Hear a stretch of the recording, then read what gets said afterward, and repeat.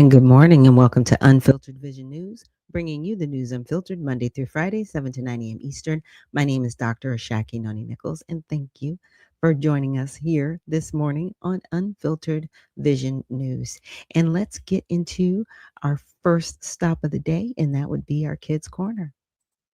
One small habit could change your whole day. Meet Elira, a 6-year-old rich girl who discovers that good habits shine brighter than luxury. One morning, Elira made her bed instead of rushing to play. "It feels neat," she whispered. A small habit made her rich room feel richer, with peace. At breakfast, she said, "Good morning, Mom," before touching her food. Her mom smiled. That's a sweet habit. Respect made her richer than golden pancakes. On her way to school, Elira waved and said, "Thanks, driver." A tiny word made the driver beam with pride. Gratitude cost nothing, yet it was priceless. At school, friends pushed to the swings. Elira said, "You can go first." Everyone paused. Was this rich kid really waiting? Kindness became her strongest habit. That afternoon, Elira picked up a candy wrapper from the ground. A clean place is happy, she thought. Her friends copied her. Her habits spread like sunshine. Elira proved even rich kids shine brighter, with habits of kindness, respect, and care. Money can buy toys, but good habits build a truly rich heart. Yeah, something that we can all, remember, right?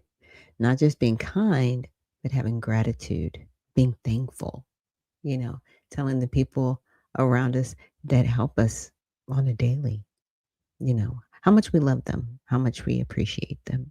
So those are good habits. And with that, let's get into our mantra for the day and just how to honor God with our body. So God, please protect our mind, guard our thoughts. God, help me to fix my mind on thoughts on what is true and honorable and right and pure and lovely and admirable. So I will think about things that are excellent and worthy of praise. God, please protect my ears. Help me listen to your voice. God, help me to be quick to listen, slow to speak, and slow to become angry. God, protect my eyes from sin's damage. God, I make a covenant with my eyes not to look lustfully. God, please speak life over my mouth. God, set a guard over my mouth. Lord, keep watch over the doors of my lips. God, please help my hands to serve generously. God, help me to do good to everyone and especially to those who belong to our family in the faith. God, please protect my reproductive organs. Help me to honor you, God, with purity. God, help me to honor you with my body. And God, please protect my feet. Help me to walk in your path. God, let your word be a lamp for my feet and a light on my path. So just really setting our hearts and minds focused in today and amen. You know, today's Thursday. So happy Friday Eve to those out there. And please be safe if you're driving to work. And I'm sure some of you are getting ready to leave for work. So again, safe travels. And with that, we're going to get into our first video. Now, this is something that my husband was like, "You haven't heard about this yet?" I'm like, "What are you talking about?" Apparently, there was this young woman at Cinnabon. Um, but she crashed out. Okay, crashed out. Now she's got to GoFundMe. Cinnabon has let her go over her actions. What I find very curious is the individuals that she accosted, they also have a GoFundMe. I guess they're trying to have a GoFundMe for legal representation. But a lot of times in suits like this, attorneys will take the cases pro bono, right? Where the injured party, in most cases, they don't necessarily have to pay attorney fees, right? Because it's such a well-known brand or corporation, more times than not, in suits like this, there's going to be an extensive amount of money. So they just take their cut out of whatever money that they win. Again, sometimes these cases on a contingency basis. So I do find it fascinating that the injured party is, they also have a GoFundMe. But let's just check out this video. Is a raging liberal. These were pictures pulled from her social media account where she has a Biden Harris sign and another sign that says women's choice is on the ballot. Vote Democrat. So there's a really good chance that she voted for these people to be. There's a plot twist here that took me an entire day to figure out. But first, you're wondering who is Cinnabon Karen? I'm gonna record you. Yes. Do you want me to throw water on you? I am racist. And you are racist. And I'll say that to the whole entire world. After that video went viral, Cinnabon Karen raised over $100,000 to support her. Now, she has not necessarily raised over $100,000. That's her goal. On the other side of the bar, I think she's raised close to about 95,000 at this point. Now, this video was posted yesterday. So maybe as of today, she's closer to the 100,000, but that's the goal. That's not what she's actually raised as of yet, but she's close to it. I think she's about, 10 to 15,000 away from her goal, but yeah. Practices outside of Cinnabon. Also, I want to point out in these videos where we see people that look like Cinnabon Karen just go into a different mode. Like they know they're being recorded, they know they got caught. They just go into just full committal. Just like it's like they're cutting like a pro wrestling promo at this point. Back to this woman. Have you figured it out yet? She is upset that Cinnabon Karen got money for calling a Somali couple the N-word and possibly voted for Democrats. If you listen closely, she says, So there's a really good chance that she voted for these people to be here. there's a really good chance she voted for these people to be here. Now, she's not referencing Biden or Kamala. She's talking about the people who Cinnabon Karen called the N. Someone gets the bag for being racist and you're like, she's not one of us. She may talk like it, but she's not one of us. This is Karen Envy in its first public appearance. Karen Envy. I just made that up. It's December 10th, 2025, dated. There's also reports that Cinnabon Karen has a biracial child, and people are shocked that could even be a possibility because how could she say these things if she has a black child? And I'm just going to give you this on that one. Lastly, I'm just going to give you this. Lastly, you can't vote for these people to be here. What are you, Daniel Day-Lewis in Gangs of New York? You're not Jodie Foster, and this isn't Elysium. I would explain how this country was built, but that's probably illegal to talk about wherever she's reporting from. I just want to understand this again. This woman is mad not because this woman said the N-word, but because she doesn't have any of the flair or branding to prove she's really about this anti-immigration, xenophobic, racist life. That's what's going on here. And if they fight one another, I'm not going to call the cops. And just as a final thought, if Karenvi makes it into the Urban Dictionary, I just want to throw out the first definition, explanation, description here. It's when one Karen is envious of another Karen because their hoods don't match. Okay. Yeah. And I decided to use that video to summarize because at least it was a little humorous, right? And I like the fact that he came up with Karen V because it does happen a lot. And I think it's always been happening a lot for, well over a century. This is typical, right? And everybody knows the Democrats are racist, and so are Republicans, right? There are people on both sides of the aisle that have been involved in acts of racism, right? And therefore, she's a racist. Now, at least the Cinnabon lady, she was honest about it. She was like, yes, I'm a racist. And she was in the act of racism saying, should I throw water on you? Okay, why are you threatening to throw water on someone? The epithet of the N-word, okay. But, I won't play the video because it was just a lot of cussing back and forth. And I was like, I don't want to play that on the show. I'll just describe it. But, you know, she is a Biden-Harris supporter. She does support abortion rights. So this is not someone who, the first thing everybody was like, "Oh, this person must be a Republican." No, this person is actually a Democrat. So just understand, it's on both sides of the aisle. You know, what I appreciate is I just appreciate her honesty. At least she wasn't trying to hide it, right? At least she was honest about it. The interesting thing is people are supporting her tirade because again, she's raised, close to her $100,000 goal. That's happened on Gives and Go. Yeah. Or the GoFundMe, whatever platform she's using to raise the money. It's like, wow, okay. This is the world is getting interesting, in my opinion, because the people, or I should say, the persons that the Cinnabon Karen is kind of going on the tirade with, they are of Somali descent. This happened in Minnesota.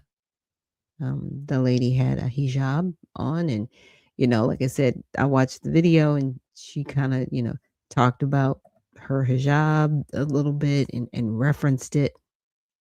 I just find it fascinating how everybody's trying to make this a racial thing because part of it's racial. Yeah, she did call her the N word, but part of it is what people may consider xenophobic because she was just like, I don't want you people here. And when she said you people here, I'm definitely sure she was talking to them in reference to them being Somali, not Americans.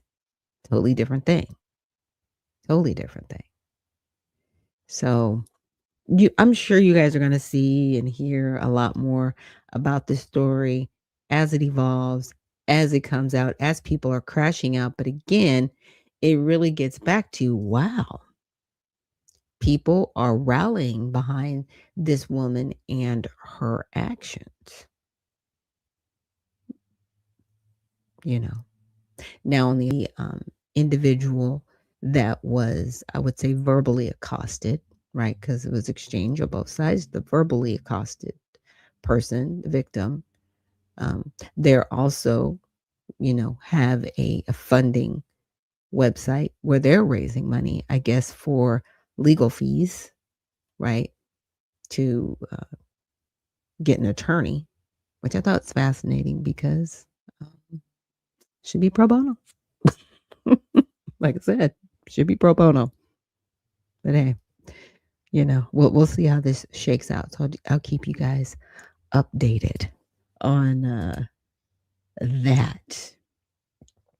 So now let's get into some further news. I came across a video with Jasmine Crockett, and it's talking about her. She is going to be running for Senate. She has jumped into the Senate race in Texas. She's making her run, and it's going to be interesting to see um, how she's going to convince voters in the state of Texas, right, to vote for her to represent them in the Senate, in the halls of Congress for Texas, because, this is the same person that could not win the majority committee seat or a majority minority committee seat within her own party. She got less than 2% of the vote just within her party, right? So we're not going outside. This was in Congress. So it's going to be very interesting to see the path to win a state Senate seat. I mean, I'm saying a Senate seat in the state of Texas for that federal position. So let's check this out. Voters in Texas were voting for Trump. Do they all have slave mentality? Jasmine Crockett, Lady Eyelashes, is running for Senate. And here is Jake Tapper actually doing a decent job calling her out for saying that Latinos who voted for Trump have a slave mentality. Let me ask you about a quote that you've made that has some Democrats worried about your ability to win statewide. In a December 2024 Vanity Fair profile, you talked about, quote, and I'm going to read a lot of the quote just to put it in the context, quote, all the complexities within the Latino community.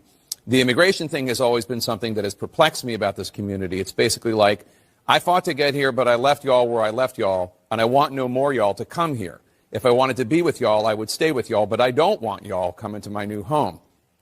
It almost reminds me of what people would talk about when they would talk about kind of like slave mentality and the hate that some slaves would have for themselves. It's almost like a slave mentality that they have. Now, about the time that that was published last year, around 1 million Latino voters in Texas were voting for Trump. Do they all have slave mentality? No, and that's not what that said at all, to be clear. It did not say that every Latino has that type of mentality. No, but the ones that vote for people who believe in strong or Trump's immigration policies. So I don't believe that the people that voted for Trump believe in what they're actually getting. Even worse. Because if your answer is they don't believe that they're getting what they think they're getting, that you're basically saying they're effing retards, right? Like, so that's even worse than saying they have a slave mentality. But there's also something funny about having Jake Tapper say y'all 17 times. But lady, you meant what you said. You meant what you said. And the irony, of course, of what you said is that many Latinos are Republicans right now because guess what? Not all Latinos came here illegally. Many millions of Latinos from various countries came here legally. And often, particularly in Texas, in the border towns, they vote Republican because they came here legally, and while they may have an affinity to someone else who's coming from Mexico or Guatemala or somewhere, they may have some cultural affinity towards them. If they came legally and then they just see this person showing up and getting benefits and and getting in before their own family was able to get in, all those things, they're pissed, and they're rightfully pissed, and they're Americans. And in some sense, they're more American than you are. Yeah. And it's stuff like this that the Democratic Party is concerned about in Texas, because this is going to proceed her. And I find it interesting that, hey, run, do you. But it is going to be interesting to see how successful she's going to be in this run for Senate, because she has things to damage her brand, in my opinion. You went out with the sister girl thing, and as you heard Jake Tapper just reading one of her quotes, the y'all thing. It's like that stuff is going to come back to bite her, and it already is. And it's going to continue to bite her. Because, see, we haven't even got to the tirade that she went on with Vanity Fair when she didn't want them interviewing her. I don't think, did anybody remember that? Yeah, I remember that. So, good luck. I mean that in every sense of the word, because I have candidates that run with the Redemption Party. It's not easy running for any political position, but you've dug your heels in the sand. Yeah. You dug your heels in. And now you're going to have to deal with all of the repercussions of what that is going to entail. With that, we're going to take a quick break. And when we come back, we're going to get into some more of the news from all sides. So with that, I'll see you guys on the other side.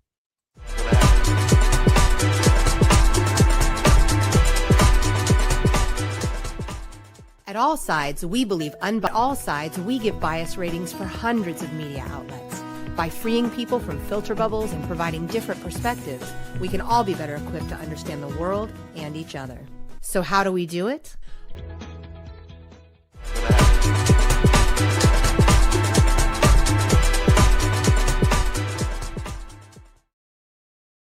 And we're back. Thank you so much for joining us here on Unfiltered Vision News, bringing you the news unfiltered Monday through Friday, 7 to 9 a.m. Eastern.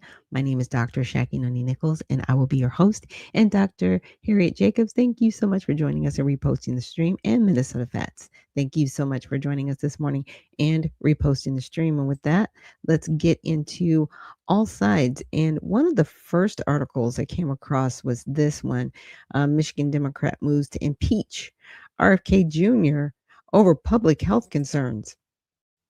Okay, so he's gotten Steak and Shake to use tallow beef as opposed to seed oils to have healthier French fries. He's taken away the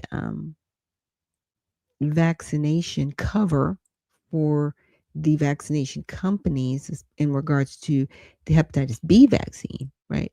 So that means, they can no longer mandate giving, newborns the vaccine.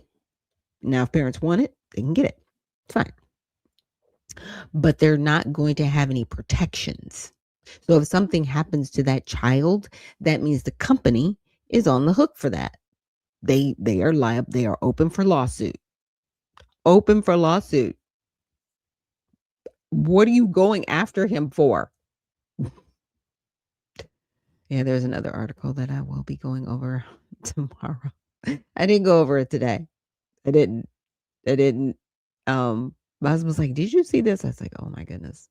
But anyway, so Representative Haley Stevens introduced articles of impeachment against Health and Human Services Secretary Robert F. Kennedy on Wednesday, accusing him of undermining public health and scientific standards. Now, I just shared with you just a couple of his wins that he's gone through, and those are wins in my opinion. Okay. Now, for the details, in a video posted on X, Stevens said Kennedy has turned his back on science, on public health, and on the American people, alleging he dismantled long-standing medical research efforts and contributed to rising healthcare costs. Huh? Okay, but we'll keep going. She argued that families are less safe under his leadership and that life-saving research programs are being weakened. HHS spokesperson Andrew Nixon defended Kennedy, saying he remains focused on health improvements and cost reduction rather than partisan theatrics. According to several outlets, the impeachment is unlikely to succeed under the current Republican majority. So then this is what they do. And when I say they, I am talking about our Congress. When they are just trying to have a viral moment, and I would just use it that way, let's just impeach somebody with no regard. Okay. All right. Where were you when people were injured by the vaccine, Representative? Where were you? Where were you when the children were missing under Mayorkas? Where were you? Oh, but we're not going to talk about that. Okay. Now, for context, Kennedy became HHS secretary on February and has drawn criticism for changes to public health guidelines and recent personnel and structural changes, including the CDC firing 600 employees. Some recent changes include this month, the CDC Advisory Committee on Immunization Practices voted to recommend individual-based decision making for most hepatitis B vaccines. Did he say that he's removing it? Nope. He just said you can make your decision. Like I said, he's not taking the choice away from parents. He's giving parents a choice and saying they don't have to force you to inject your baby. That's what this is about. Okay? That's what this is about. Choice. The main people that always talk about my body, my choice. But now when it comes to what they want you to do, just want you to always think about the mindset. So in September, President Donald Trump and Kennedy announced new recommendations about the risks of taking acetaminophen while pregnant. However, they walked it back in October. And I think they went a little bit too far with it, but it can be damaging. I just know when I was pregnant, I couldn't take anything. I couldn't take Tylenol. If I got sick, it was like chicken soup, breast, and water. That's it. That's all you were getting because they didn't want to put my children that were in my belly at risk, right? Because here's the thing, they don't really have the data on it because they're not keeping up with the data, just like the CDC had to say, yeah, all that talk we said that, you guys were crazy about the autism rates. We really don't have the data to support that it doesn't cause autism. They said that on the website. But she wants to impeach RFK. You don't want to go after the CDC representative? You don't want to go after the people that have been lying to the general public? Okay. So this is how the media covered it. Fox Business, that leans left biased segment, said Kennedy's fight to make America healthy again was triggering to the left. It interviewed panelists who called the impeachment a pathetic stunt and highlighted Kennedy's agenda to remove additives from food and overhaul American health. Axios, that's left, New York Times, that's left, both highlighted Democratic infighting in response to the impeachment. Axios wrote, Stevens is part of a growing group of House Democrats effectively going rogue, and noted House Democrats saying the efforts were pointless distractions. The own party is saying these are pointless distractions because they have nothing else. You know what you could do? You could work on the ACA. I'm just saying it expires at the end of this month. You got 20 days. Why don't you work on that? Oh, because that's work.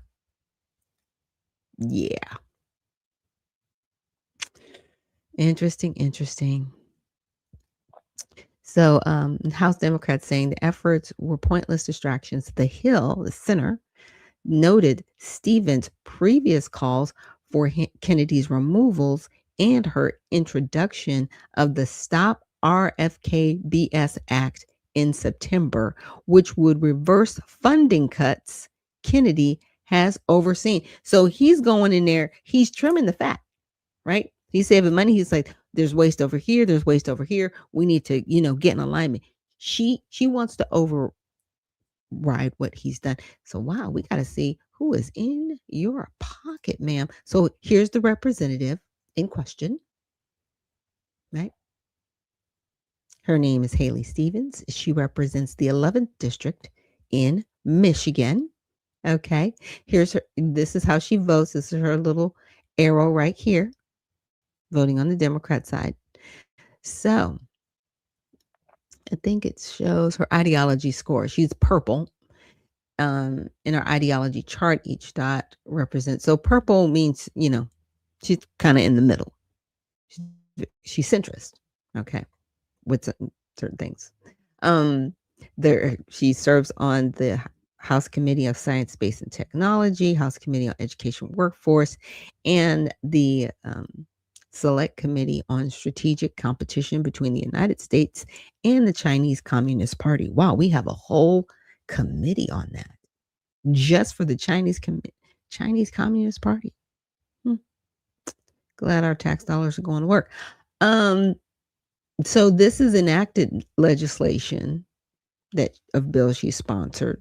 FAA, severe turbulence research, the other to designate the Department of Veteran Affairs community-based outpatient clinic located in Canton, Major General Oliver W. Dillard VA Clinic, Chipping In Act of 2022, National Institute of Standards and Technology for the Future Act of 2021, to establish an expansion awards pilot program as part of the Hollings Manufacturing Extension Partnership and for other purposes, the Building Blocks of STEM Act and Stop Student Deaf Relief Scans Act of 2019. So those are some of the things that she's, sponsored. Now, it gave a percentage of bills she sponsored. But here is the Stop RFK's BS Act. Like, this is a real act. This is something that she introduced, as the article said, she introduced it in September 26th. And this bill, the first page, it was introduced in Congress to consider.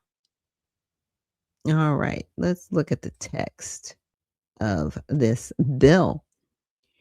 And basically,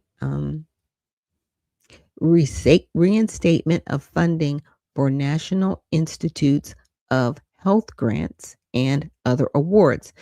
So if he has found that they are using the money properly, and that is part of his job as HHS, because I think they spent like a day during his confirmation hearings, maybe two, just the budget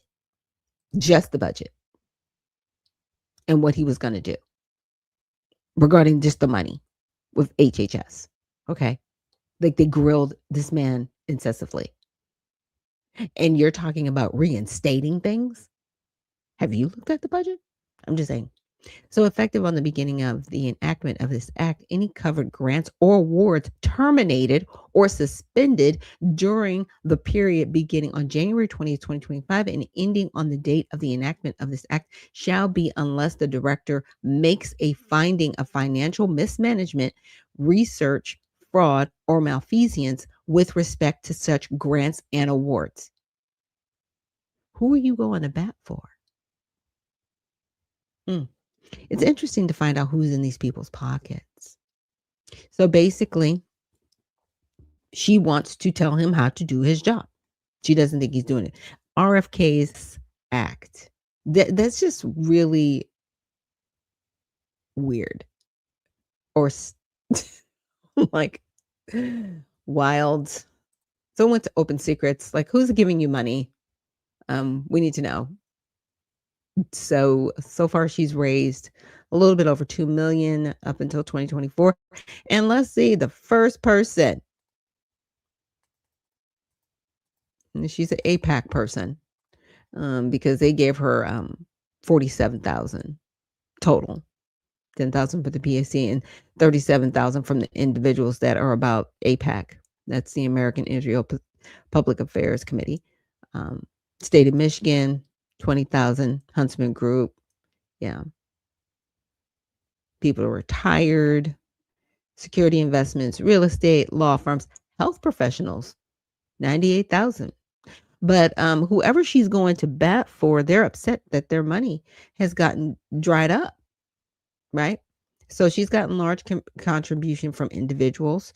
A little over $1 million come from political action committees, about 143,000 from small individual contributions, and then negative from others. So Open Secrets kind of gives you a little background of, who's really backing these people. But again, it's very transparent who you're fighting for. You're not fighting for the American people, man. You got to axe to grind. And I still find it fascinating because Kennedy was a Democrat before he went independent. He's a Democrat, like lifelong Democrat. Y'all forced him out of the party. He becomes an independent. And then he just says, you know what? I can get some work done here with President Trump, and I can get some things done for the people, period. And all that has happened to him is you have drug him.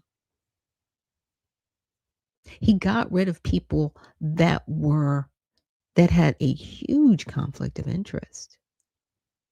These people were working for the FDA and then going to corporation and working on boards, or vice versa. He got rid of those people. He got rid of them. And you're mad? He's shutting down fraud, waste, and abuse everywhere, and you're mad? It's just weird. No, it's not weird. It's politics, right? Kind of have to call things as they are because it is what it is, right? So next, we're going to get into something that I wasn't aware of, but hey, living and learning, right? And this is about uh, DOJ civil rights. So I know earlier this week I had played for you a video from, her name is Lori Daniel Favors. Trying to make sure I get her name right. Well, my husband was like, "Hey, have you heard about this?" And I was like, "No." So I read it. I was like, "Oh, okay. So this has come up." And so the Department of Justice rule restores equal protection for all in civil rights enforcement. So there's a part in here that Lori Daniel was kind of like, wow, if they get rid of this, what's going to happen to everybody? So she was talking about desperate impact. So Congress enacted Title 6, 42 USC as part of the landmark Civil Rights Act of 1964. It prohibits discrimination on the basis of race, color, and national origin in programs and activities receiving federal financial assistance. So let's just stop there. Now, we just were talking about what was happening with the representative and how she was just like, you can't, how dare you stop paying people this money, right? How dare you? This basically is not similar, but it's saying, hey, people that are receiving federal financial assistance. So, does this affect everybody? No, this is very isolated. It's very specific. So if you were receiving federal financial assistance, it's saying, okay, you have to follow this. This is a law for you under the Civil Rights Act. So they put on all these codes under the act, and this was the sixth one. So in 1973, this is after 1964 Civil Rights Act, outside of the 1866 Civil Rights Act. Here we go. My goodness. The federal government added to the law a new rule. So this is a rule under the law, disparate impact. That was not part of the law. Okay. So nothing to do with civil rights to when it was set up. But they said, okay, we're going to add this rule to it. So this is something else. So you got to follow all these things and this, right? Okay. So the term disparate impact refers to the concept of imposing liability on a federal fund recipient only because there may be different outcomes for different people, not based on prejudice or intent. Okay. Imposing liability on a federal fund. So this is federal money we're talking about. Recipient only. So it's isolated. So it's not going to affect anybody outside of federal funding. Only federal funding. Like this is what the rule says. Only because there may be different outcomes for different people, not based on prejudice or intent. That prior disparate impact rule was already enjoined in one state, prohibiting the DOJ from enforcing it there. So the department's new rule reflects the best reading of Title VI, as the Supreme Court has repeatedly recognized for over 20 years. Title VI and will continue to prohibit intentional discrimination. The department's new rule ensures that recipients of federal funding will be judged on their actual conduct, not on statistical outcomes or circumstances beyond their control. Okay. But of course, anything touched in civil rights, everybody wants to scream, hair on fire. Yes, I know that we live in a world where people discriminate against other people, where people are prejudiced against other people. It's going to happen. There are people who are going to commit acts of racism against other people. This is why we have laws of protection. This was an isolated rule within the Civil Rights Act that happened after. I'm not screaming here on fire.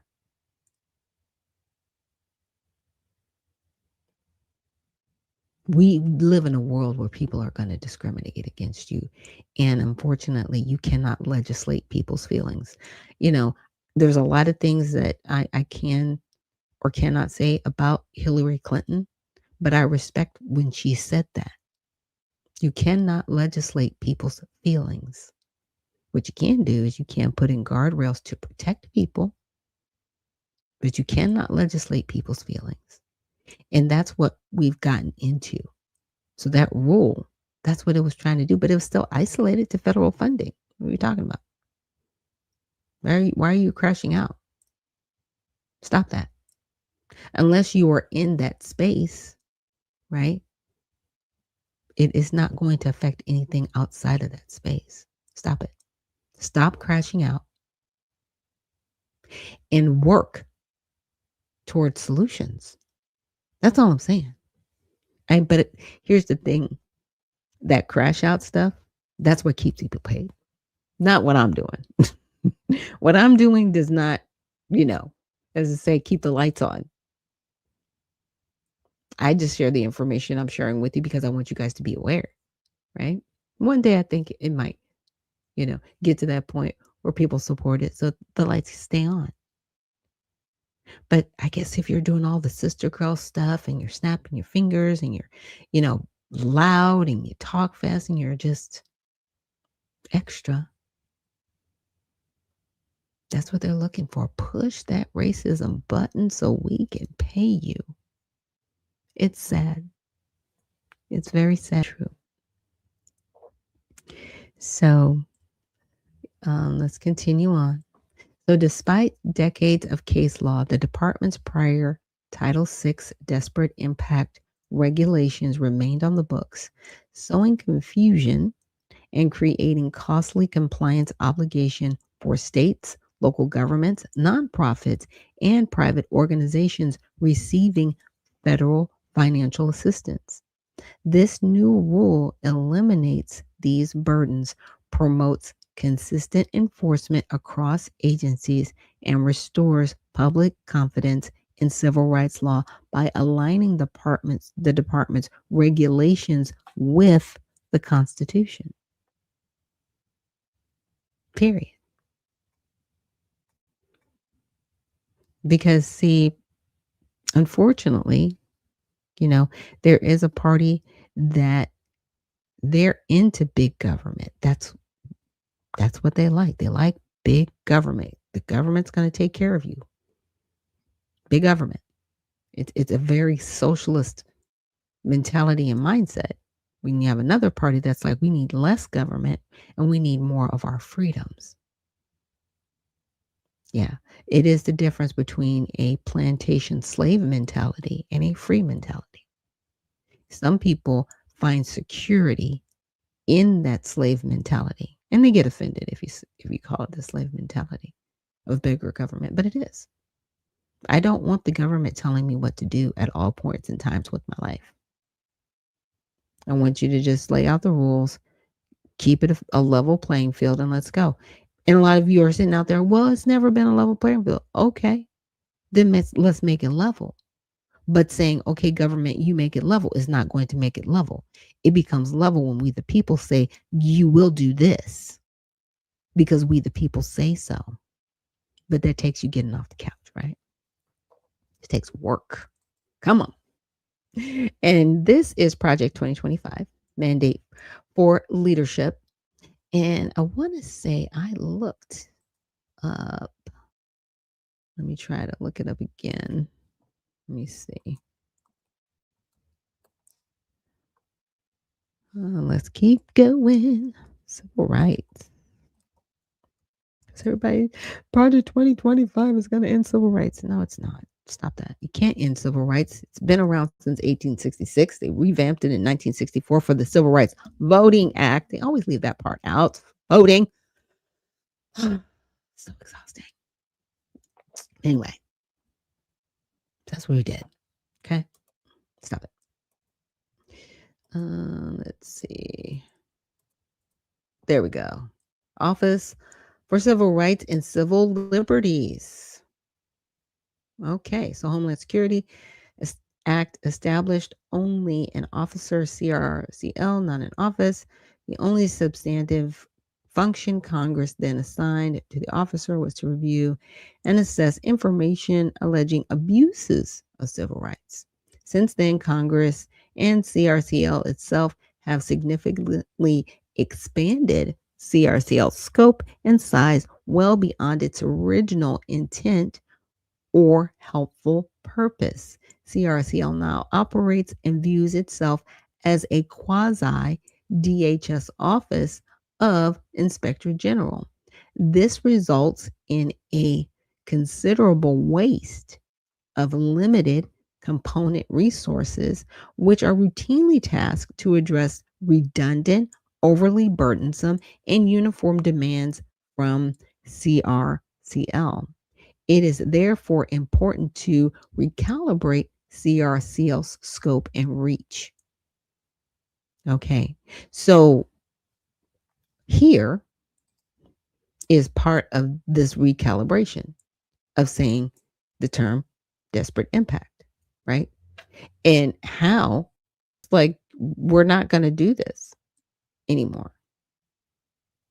We're not going to overburden people when it comes to funding with this here. And you're like, well, how could it be used? Let's say, for example, someone says, well, you know, you have to be a certain way to get this money, or look a certain way, or do a certain thing to get this money. If you don't, you can't get the money. I mean, that's just the way I take it. We can go up here and read it again. But for decades, the Justice Department has used desperate impact liability to undermine the constitutional principle that all Americans must be treated equally under the law, said Attorney Pam Bondi. No longer, the Department of Justice is eliminating its regulations that for far too long required recipients of federal funding to make decisions based on race. Yeah. And in some instances, they have it based on who you sleep with. I'm just saying. And we haven't gotten to that, but yeah. So the prior desperate impact regulations encourage people to file lawsuits challenging racially neutral policies without evidence of intentional discrimination. So they could just say, well, you're not giving me this because of my race. Well, is that true or is it not true? And it's very hard to prove, but they still have to listen to cases. So it doesn't matter. Yeah. So said Assistant Attorney General Dillon of the Justice Department of Civil Rights decision. Our rejection of this theory will restore true equality under the law by requiring proof of actual discrimination rather than enforcing race or sex-based quotas or assumptions. Okay. I like it. Because see, people that don't own businesses are always the people screaming. Just saying. But when you're the business owner, you're like, hey, how am I being attacked here? Or hey, why am I not, okay. Yeah, I get the funding. And now I can get it. But if I don't get it, you have to now prove it. So for 50 years, the prior disparate impact rule fostered the very thing the Civil Rights Act of 1964 prohibited: discrimination on the basis of race, color, or national origin. But with today's rule, said Chief of Staff Supervisory Official for the Office of Legal Policies, Nicholas Schilling, the department reaffirms Congress' commitment to measure all Americans by merit. I'm glad about it. Now we need to exercise it and see what it looks like. And if it still looks uneven, all right, let's let our grievances be heard before we crash out. That's all I'm saying. I mean, people are so quick to crash out like, oh my gosh, you're so right. They can't never take them away. First of all, they've been enshrined since 1866. And the only people that worry about civil rights really being taken away are people that do not have a tie or lineage to the soil. But to those that do, oh, we know our place. And we know it's right here. We already know the devil that we're dealing with, and we deal with it. What? What? Pick a lane. Pick a lane. Pick a struggle. That's all I'm saying. Pick a struggle. Let's go with that. And with that, we're going to take a quick break. And when we return, we should have our guest joining us today for Mighty Men Thursday, Zahir. And I'm really looking forward to having him share with you guys what he's doing in the community and just what he wants to contribute overall. So we will see you on the other side.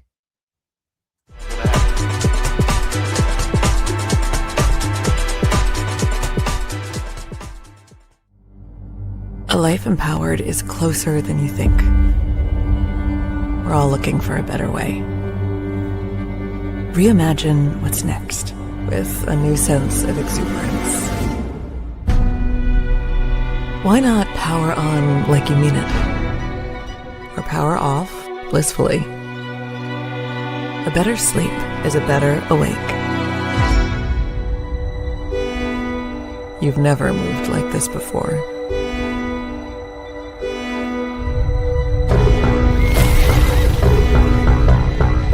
With the energy nature intended. Imagine reprogramming the way you look at the speed of science.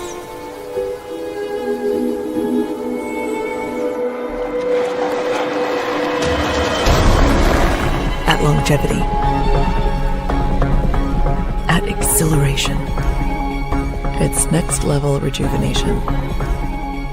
Take your well-being from the inside out and outside in.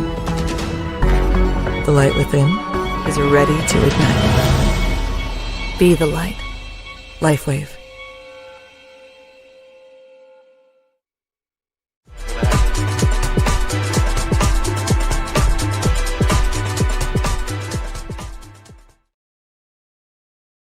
And we are back. Thank you so much for joining us here on Unfiltered Vision News, bringing you the news unfiltered Monday through Friday, 7 to 9 a.m. Eastern. My name is Dr. Ashaki Noni Nichols, and I will be your host. And we are still waiting for our guest to arrive. I'm looking really forward to him and coming up. And Walter Mason the Funder out here making real noise for the people. Mad love and respect for doing what you do. Oh, thank you so much. I definitely appreciate that. And shout out to you as well. And thank you so much for reposting the stream and joining me this morning. There is a video that I did want to share with you guys before our guest joins us. And this is President Trump. And I want to say he's addressing the 14th Amendment. Because that case was meant for the babies of slaves. And if you look at the dates on the case, it was exactly having to do with the Civil War. That case was not meant for some rich person coming from another country, putting a foot in our country, and all of a sudden their whole family becomes, United States citizens. That case is all about slaves, the babies of slaves. And it was a good reason for doing it. And that's all it was about. And people now are understanding it. It's been explained to them. And I think the court understands it too. That would be a devastating decision if we lose that case. That court, you've put because our country cannot afford to house tens of millions of people that came in through birthright citizenship. When that happened, that was meant for the babies of slaves. And if you look at the exact dates that it was passed, it all had to do with the Civil War and the ending of the Civil War. It's that little period of time, and people now are starting to understand. Yeah. And he's not wrong about that.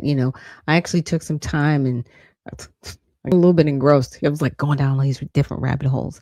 And that's something that I'm going to, do in a separate show. But I wanted to tease a little bit as far as where he stands with the 14th Amendment. As you know, he put forth the executive order earlier this year.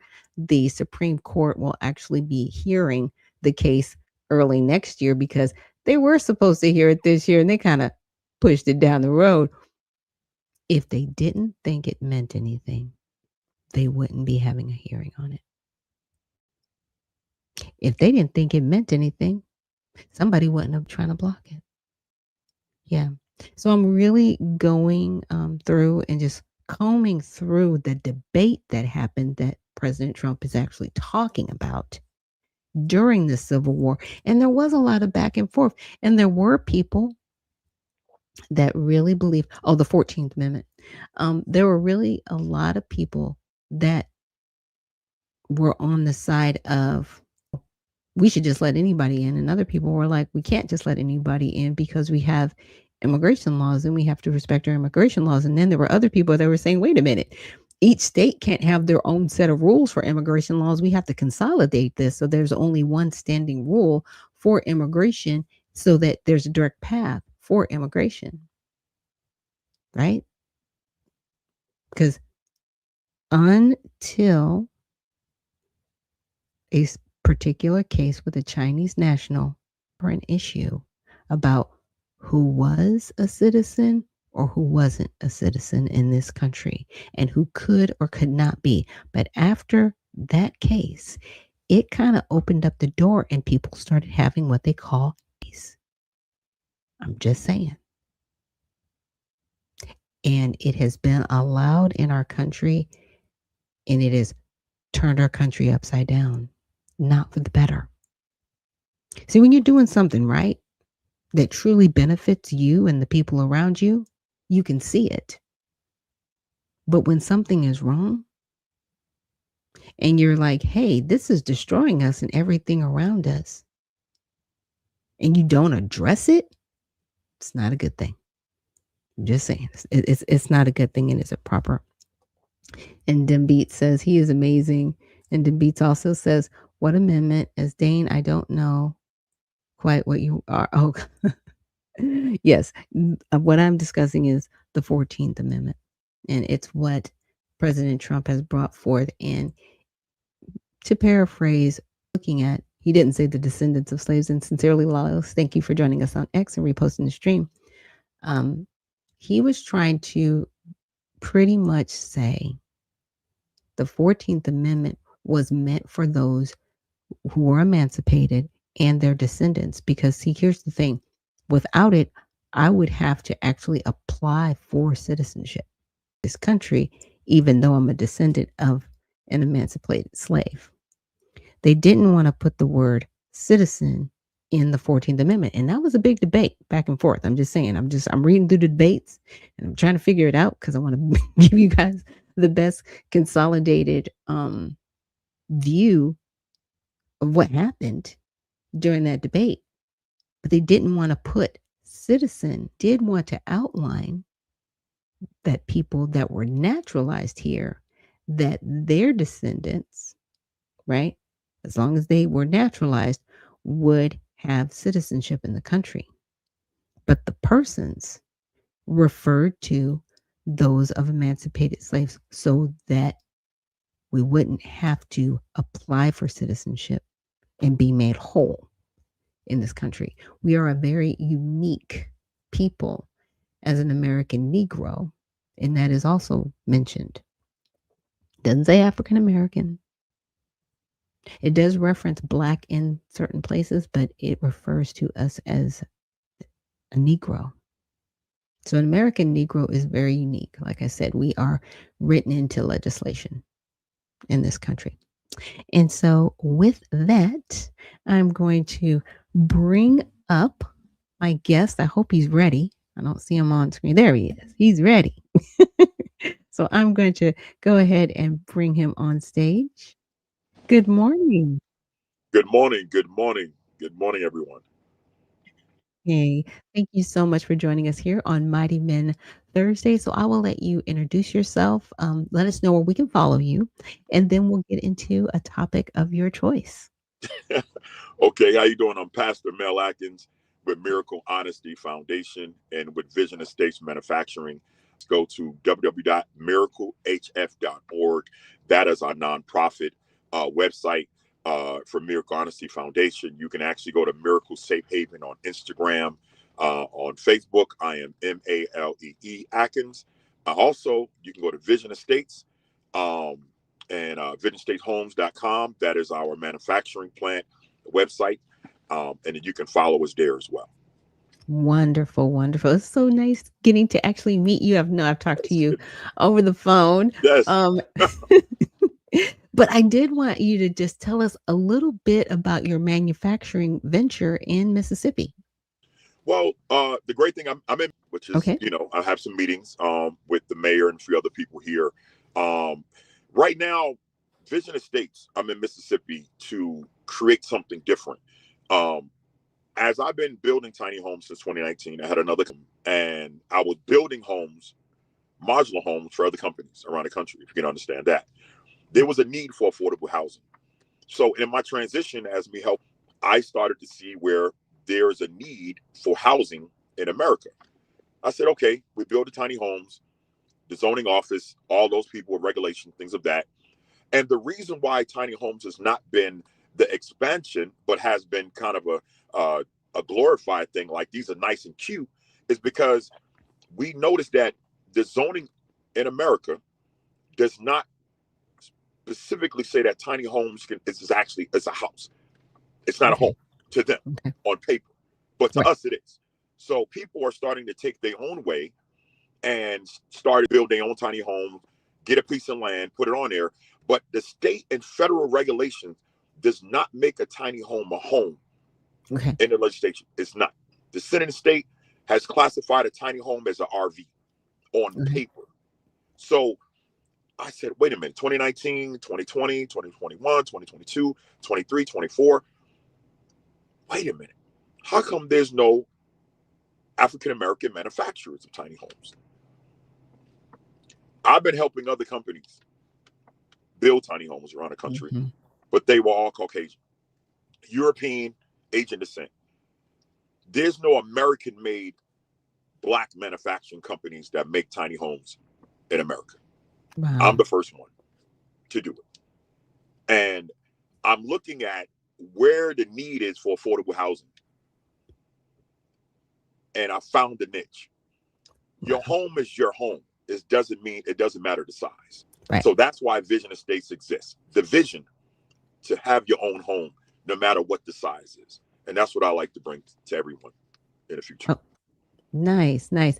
Now I know you and I had talked a little bit about, buying land, having a home put on there. Now I know in Georgia there are some restrictions because sometimes they say, well, you can have a home on this land, but it has to be a certain size. Yes. Right?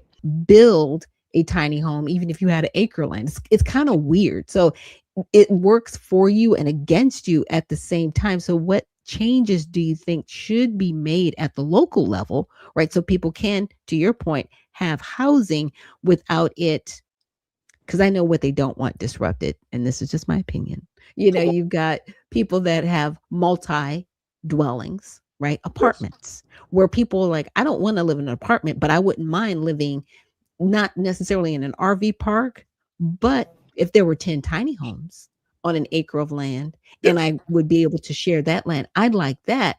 But see, then there are, again, mobile home estates that are like, well, we want to block you out. And then you got the Yes.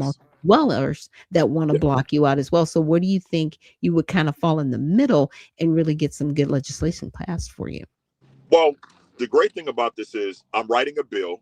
I'm drafting a bill with a few senators and a few other people Okay, at the top of the year that we can change what affordable housing looks like on good, paper, good. so that the state and federal level can change the consumer mindset, and we Mhm. can change Fannie Mae and other companies to really change the mindset of what a development housing look like. Now, there are a few people that I work with that we built modular micro homes, Okay, but they had to change the language. But they tiny, but they're not tiny on paper. So okay, my goal is, that's why I chose Mississippi, because the regulation is not as tense as Georgia. It's not as gotcha. tense as Texas. It's not Hmm. as tense as Arizona and California. The restrictions is like, we want it. So I've been traveling through Mississippi to Hmm. change the mindset of mayors, lieutenant Okay. governors, and said, why these people are living in projects in affordable housing for years Hmm. that looks like a hut, that looks like a cage, and that is the reason why their mindset cannot grow to say, I want better for life. My Right. mindset is, I want to build affordable tiny homes for them so they can say, this is my home and I own Hmm. it, instead of the government giving them a subsidy, giving them a Hmm. check, Right. someone renting a house out. I want to change the mindset of we taking the government funding and building modular homes for them so they can encourage. And also, I want to bring back manufacturing jobs Right. in America. Hmm. I'm not against understand this, taking some jobs overseas. I understand it. I get it. But I'm an American, Hmm. and I'm a proud American. And I'm proud to be an African American, the black. Say, you know what? I want for all people, not color. I don't care about color, doesn't matter when it comes to housing right now. To Right. me, I don't see black, I don't see white, I don't see anything. I see a person who want to do better and want Right. to live better. Hmm. And if we can change the mindset, and that is the reason why I chose Mississippi, the heart. If I can change the mindset and said, we can build affordable, beautiful homes. If you go to my website, go to visionestateshomes.com, and you will see new designs that I built, beautiful for you to live in the heart of Wow. Mississippi, but also manufacturing jobs. I'm trying to create over 100 jobs in Mississippi. Okay. And in the next 5 to 10 years, I want to build multiple uh, manufacturing plants around the country of affordable housing. And if we can create more jobs in America and bring more jobs back, then I chose towns that the employment rate is down 2.85%. They still, minimum wage is $7.25. They living in conditions that you can never, ever understand. It's deplorable that Wow. the infrastructure is not there for them just to live a basic, decent life. So Wow. that's what I wanted to do. I said, let's go. Let's build a manufacturer. I found out I'm the only black person that's trying to do it. And it's amazing. They are accepting it. No, Good. I haven't had no pushback from no one. Nice. None. Wonderful. Yes, blessings. That is wonderful. Now, my other question is, have you looked into building tiny homes in a development, right? Not Yes, just a, I won't call it a trailer park or a manufacturing park, but an actual development with a cul-de-sac and a street and yes, maybe okay, awesome. yes. So Because I it's don't think designed. people looks at, tiny home living in that way. Well, it's called, if you go to the website, I'm looking at building the first gated community Oh, of tiny homes. okay. And then we're looking at building tiny homes hotels. That's what I'm talking So, about. so we keep putting the word tiny on it. Hmm. My name that I want to design is modular homes. It's just modular. Right. If we can take tiny out, then we really can put into a different perspective in the mindset. Because everybody think tiny is tiny. No. Right. The homes that we build are 390 feet, which is studio. A one bedroom is between 592 to 800 square feet. The two bedroom starting at 1152 square feet. So it's enough room for you to live in. The way that society got us shaped up, and a lot of these companies and a lot of lending companies, you got to have a $2,000-3,000 house, 2,000-3,000 square foot house to live comfortable. No, you don't. No. That's what they want you to think because they want the money. Right. They want the high interest rate. So imagine this. One of my homes only costs $40,000 studio. So $40,000, you can put 3% down. You only need a 600 credit score, and you can own your own home. Wow. Now, you say I need land. So we partnered with companies, and we partnered with individuals who own land that you can actually lease the land, and we can build your home on it to have an option to own. Or we'll help you find land of your own. Okay. And you right. can put So if your a own family, right. So if a family wanted to, let's say, be a generational family, and somebody wanted to build like one of each of these that you explained, they could have like, 2 acres of land and build that. Yes. Okay. And start building that generational wealth. Yes. Okay. Nice. This is good. And see, these are the ideas that never really get talked about. And this is my opinion. MSNBC, they don't want to talk about this, unless something's wrong. Correct. Unless the house is on fire, we don't want to talk about solutions. We just have to talk about all the problems and complain and whine. Correct. So thank you. Yes. I mean, my idea, if we can change the culture mindset, if we can erase the color, and I want to tell your audience, close your eyes for 5 seconds. Don't do it while you're driving. Please don't do it while you're driving.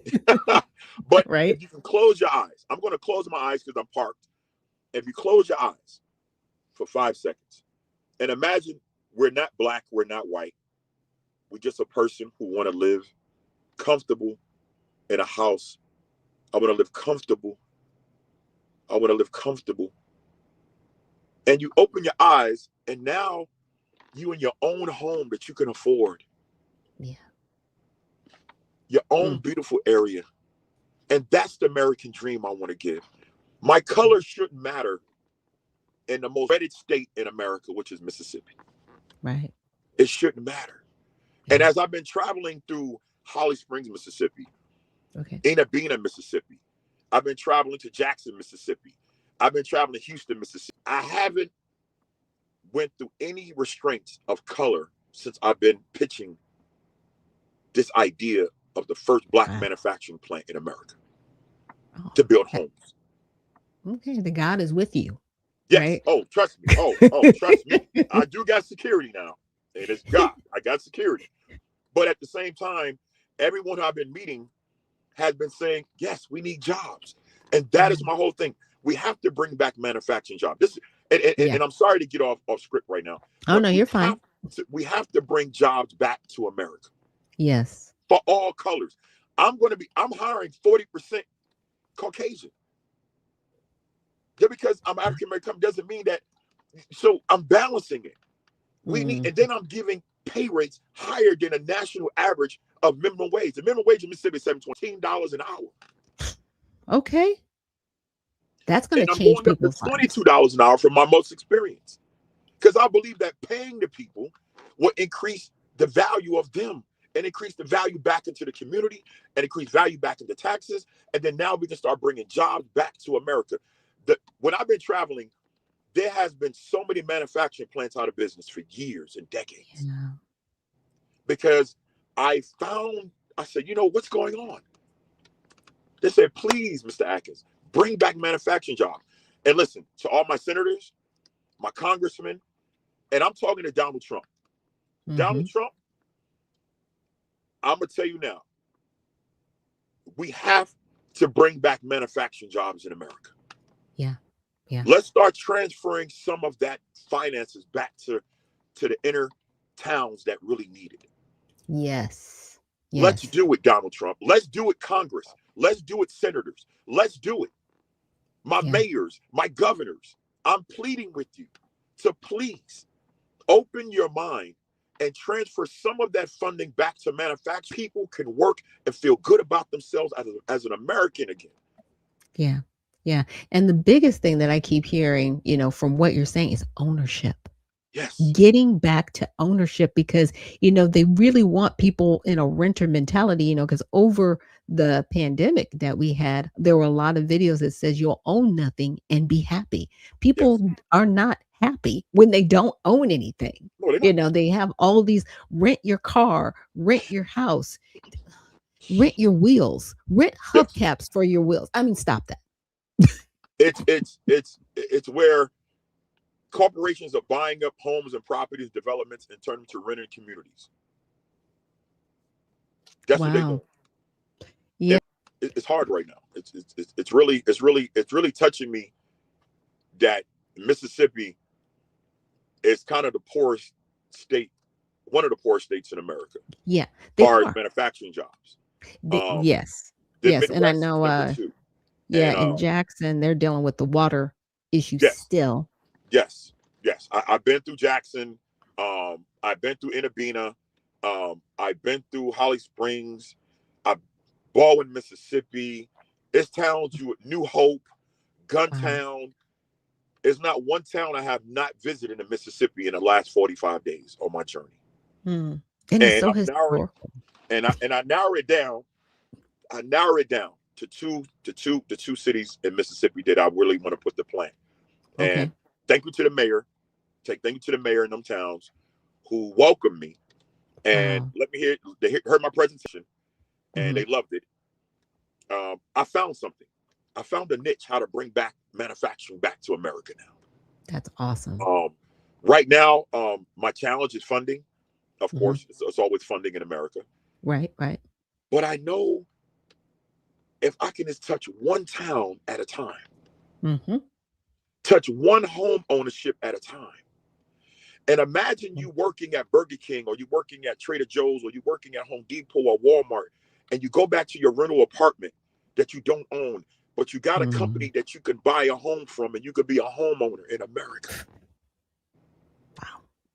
That touches me every day. I get passionate when I talk to somebody and say, you can own a home today. Yeah. Come to us. We can build you a home and transport it to you. Vision Estates is not just a manufacturing company, but we're going to be a tourism where you can actually come see the home. You can actually stay in a home. You can actually look at them. And also, when you become a partner owner, you can actually come to the plant and watch them being built right in front of you. Right on site. We are employing transportation companies now. I want to bring back transportation companies. I employ them to contact me, and I will hire your company to transport our homes around the country, anywhere in the world. I'm working with FedEx right now. I'm working with UPS. I can see if I can transport my homes by plane.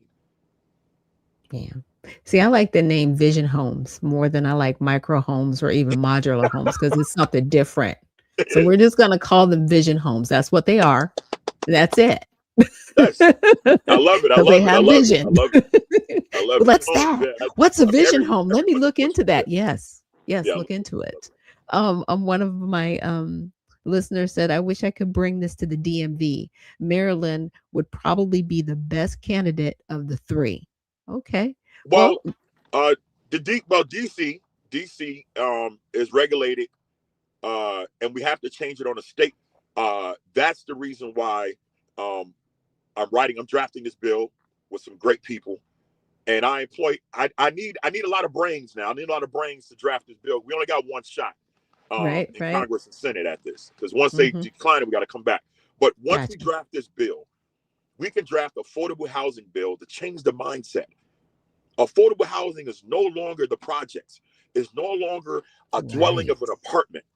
Affordable housing now, from Vision Estates, you are a homeowner. That's what affordable housing is. And let's change that. I'm not knocking other programs, but all the programs are not for all Americans. Right. They're only for a selected pie. I want to open that pie up. And if we can open that portal and say, here go the manufacturing jobs. We got money now. They can spend money in the stores. They can spend money back in the malls. They can take care of their family. Now they don't have to go back to an apartment. They actually can go back to their own, Right. at affordable price. Yes. $40,000 starting, you could own a home of your own. $40,000. That's phenomenal. And it's, as humans, we really don't think about it in that essence until you get it, right? And it's like, wow, this is actually my home. And, I mean, it's mine to lose. I'm just saying. Yes. But it's also mine to own. Really getting back to that mindset of taking pride in home ownership, taking pride back in your community, taking pride back into being an American citizen. It's honestly, it's been lost. Yes, it truly has. And in my opinion, it starts with ownership. Yes. That's why I'm pleading with it. If you can understand, listeners, if you can travel to some of the towns I've been traveling to, and you will see some of the manufacturing plants and buildings dismantled, ghost town. I want to bring life back to them. I want to bring life back to the towns. I want to bring life back to. It's good that the plant is working and you see the steam and you see the trucks coming and I can pay my bills on time and I can afford something without to do it for me. Right. Let's take away from the government and let's come back to doing it ourselves. Yes. And that's why I'm pleading with Congress. I'm pleading with the Senate, and I'm pleading with the White House. Listen, I'm pleading. Yeah. I want my Republicans, my Democrats, my Independents. I want y'all to do a tour. I want y'all to come out of DC, come out of Mago, come out of your golf carts, come out of your jet planes, and come to some of these towns that you say you represent the people. And if you represent the people, come to the people that need to be represented that you're representing, and you can see how they live. Right. They don't know their vote is more powerful than anything else. Let's change the mindset of America. Change if the person is not representing you in your state, in your city, in your Senate, get them out of there and get people in there that can change your life for the better. Not for them, but for you, for your family, for your next generation.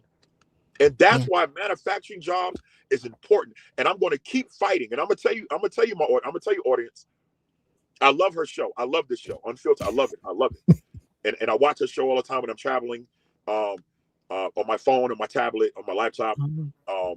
And I commend you. I want to say thank you for having a voice. I love you. Thank you so much. I want to encourage someone today. If you want to be a homeowner, take one step closer and change your mindset. You don't have to live in that apartment. You don't got to live in that trailer park. You don't have to live in that mobile home. I want you to be a homeowner. Yes. Today. Change it. Tell your congressman, tell your senator, tell your mayor.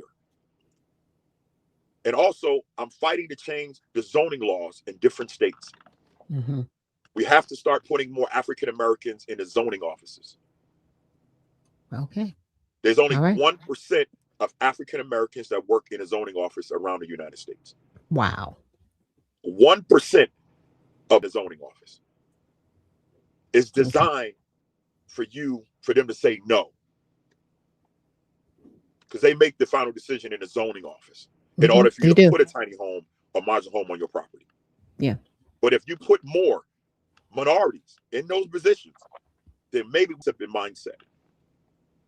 Just a penny for thought. Yeah. And you're not wrong. I actually used to work for the city of Costa Mesa in the development services department. So I know exactly what you're talking about.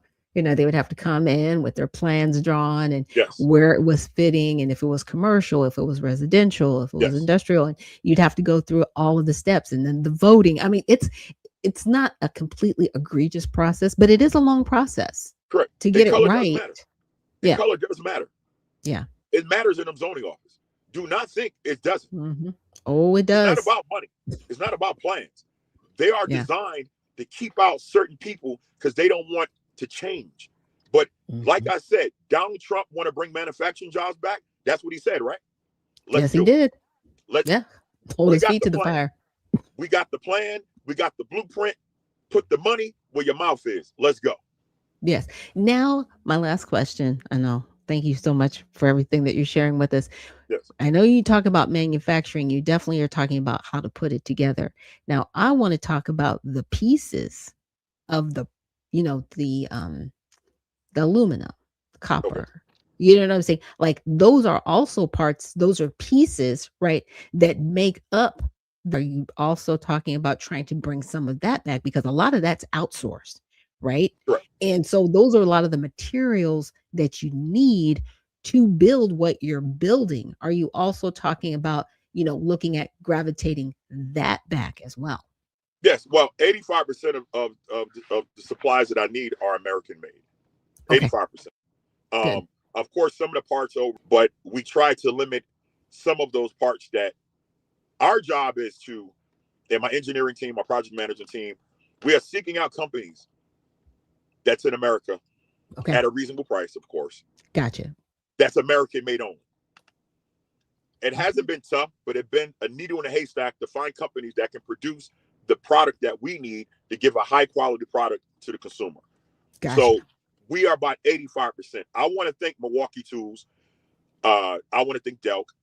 I want to thank Home Depot. I want to thank Lumber. I say Lumber Liquidator. I want to Okay. thank Steel. American Steel is building my plant. Nice. So Okay. American Steel is one of the companies going to be building my plant. So, and I'm getting concrete from American company. So I understand American. I understand. I get it. Yeah. So we studied, we took the time, and now we're ready to start bringing companies together that produces the products that we can at least put our name on it and say, you know what, it was made in the USA, I was born in the USA, and I'm gonna stay in the USA. And that's what Vision Nice. Estate's all about. It's about America. It's about you. It's about the people. Wonderful. Well, with that, I'm gonna let you have last words. Well, I want to encourage somebody today. I'm in, and it's a need for affordable housing in America. I'm not just here for Memphis, but I'm here for all America. I'm here to come to your state and your town and bring back jobs. And if I can bring jobs and affordable housing back to your state, please tell your congressman, your senator, your mayor, whoever has a high authority, please, let's change the mindset.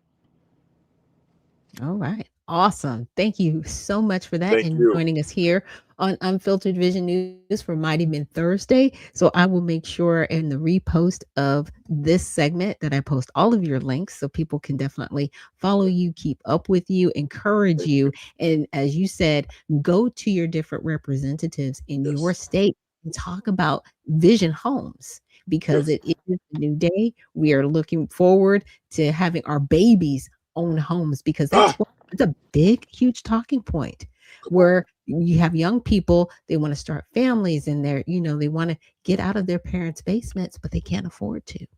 But you But are here they making can. it But possible. here they can. Yes, you're Yes. making that vision possible. So thank you so much here, and we look forward to seeing you next time. Thank you. Mhm. All right, guys, that was awesome. Look, it's time. Again, you got to get off the couch. You cannot sit back and let somebody else do the work. It's time for us to do the work. And with that, we're going to take a quick break, and I will see you guys on the other side.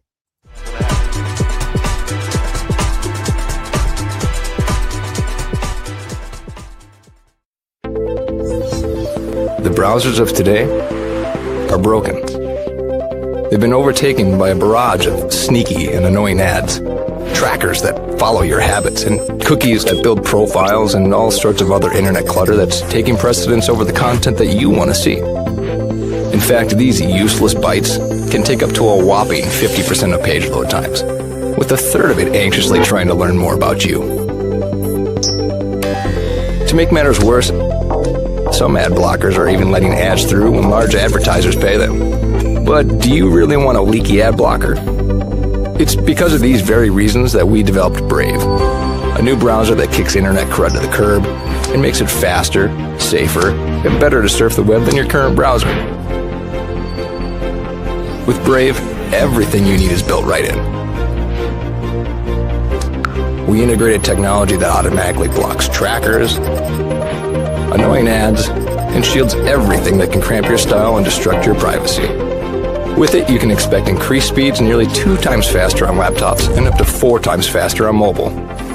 And unlike any other browser, Brave allows you to support your favorite publishers with automatic micropayments, so it's a win-win for you and your favorite sites. To top it all off, Brave is open source, because we truly believe it's our web and we need to fix it together. So ask yourself this question: do you want a web browser made for the internet of today? If so, try Brave. It's faster, safer, and ad-free.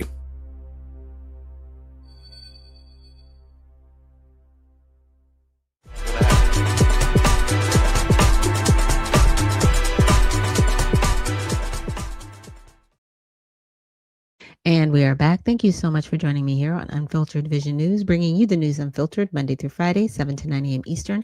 My name is Dr. Ashaki Noni Nichols, and I will be your host. Thank you so much, everyone, for joining us in that previous segment for Mighty Men Thursday with Zahir, who is the founder of Vision Homes. So we're not calling them tiny homes or modular homes, but they are vision homes for the future, for our future generations. I want to know that my kids can own a home for less than $50,000 a year. That is amazing. 3% down. What? And he didn't talk about it, but they have some unique funding structures. So I will definitely repost the link for Vision Homes, and that's something that we can look into. We need to look into being the banks that fund Vision Homes. You know what I'm saying? That's who we need to be, so that our children don't have to go to the Wells Fargo and the Bank of Americas of the world, but they can go to a funding source that really wants to see them in a home at a decent interest rate, right? Because Trump has been definitely having a hard time with Fed cuts and so interest rates for the third time this year. So I want to bring that to our attention. So the U.S. Federal Reserve's Federal Open Market Committee cut its baseline target interest rate by 0.25 percentage points on Wednesday, bringing the new rate to the lowest since 2022 at 3.5 to 3.75%. Okay.